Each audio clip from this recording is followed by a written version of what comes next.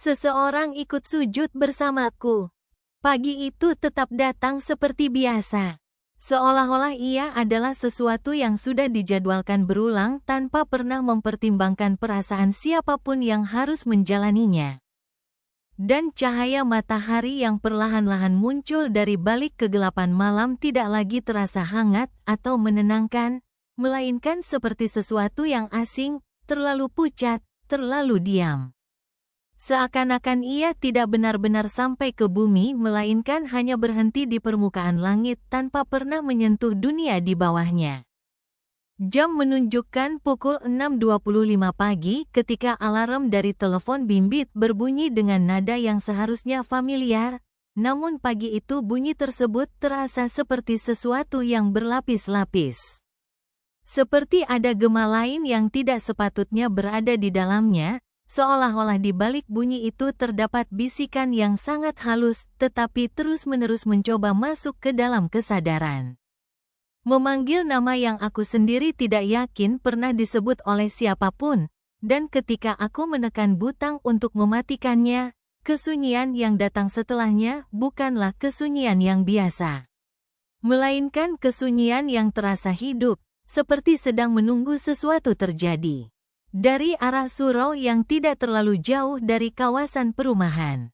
Suara azan subuh berkumandang melalui pembesar suara yang biasanya terdengar menenangkan, namun pagi itu suara tersebut terasa tidak stabil, kadang jelas dan kadang seperti terputus-putus.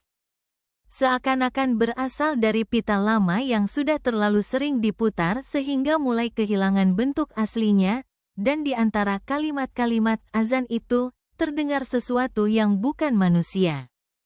Sesuatu yang tidak seharusnya mampu meniru suara dengan begitu tepat, tetapi tetap gagal menyembunyikan bahwa ia bukan berasal dari dunia yang sama.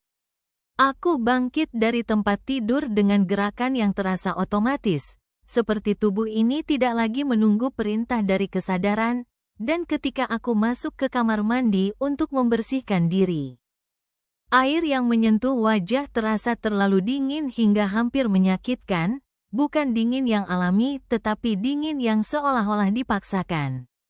Seperti air itu sendiri tidak benar-benar ingin menyentuh kulit, tetapi dipaksa untuk melakukannya oleh sesuatu yang lebih besar darinya. Di bilik sebelah, adik ipar yang semalam aku dengar suaranya berkata bahwa dia sudah bangun, kini hanya membalas dengan ketukan perlahan dari dalam. Namun suara yang terdengar dari balik pintu itu tidak sepenuhnya meyakinkan, karena ada sesuatu dalam nada tersebut yang terlalu rata, terlalu kosong. Seperti bukan manusia yang berbicara, melainkan sesuatu yang hanya meniru cara manusia merespons tanpa benar-benar memahami maknanya. Sejadah aku hamparkan di lantai seperti biasa. Namun ketika lututku menyentuhnya, ada perasaan yang sulit dijelaskan, seakan-akan lantai di bawah sejadah itu tidak lagi sekadar permukaan yang diam, melainkan sesuatu yang hidup dan bernafas secara perlahan, dan ketika aku mulai sholat, setiap gerakan terasa seperti dilakukan di dalam ruang yang berbeda dari kenyataan yang biasa aku kenal. Ruang yang sunyi tetapi bukan tenang, melainkan sunyi yang seperti sedang diperhatikan dari segala arah tanpa ada satupun mata yang terlihat. Ketika aku sujud, dahi menyentuh sejadah dengan berat yang tidak biasa, dan pada saat itu dunia seakan-akan berhenti menjadi dunia, karena semua suara yang sebelumnya ada tiba-tiba menghilang sepenuhnya. Bukan sekadar menjadi sunyi, tetapi menjadi kosong seperti sesuatu telah menghapus lapisan suara dari realitas itu sendiri. Dan dalam kekosongan itu aku merasakan sesuatu yang sangat halus tetapi sangat mengganggu, seakan-akan ada kehadiran lain yang berdiri terlalu dekat di belakangku tanpa pernah bergerak atau bernapas.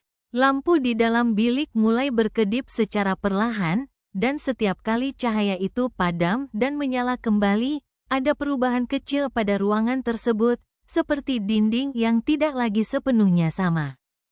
Seperti sudut-sudut rumah yang perlahan-lahan kehilangan bentuknya yang biasa, dan dalam setiap perubahan kecil itu, Aku mulai menyadari bahwa rumah ini mungkin tidak pernah benar-benar stabil sejak awal, atau mungkin aku yang baru mulai melihatnya dengan cara yang berbeda.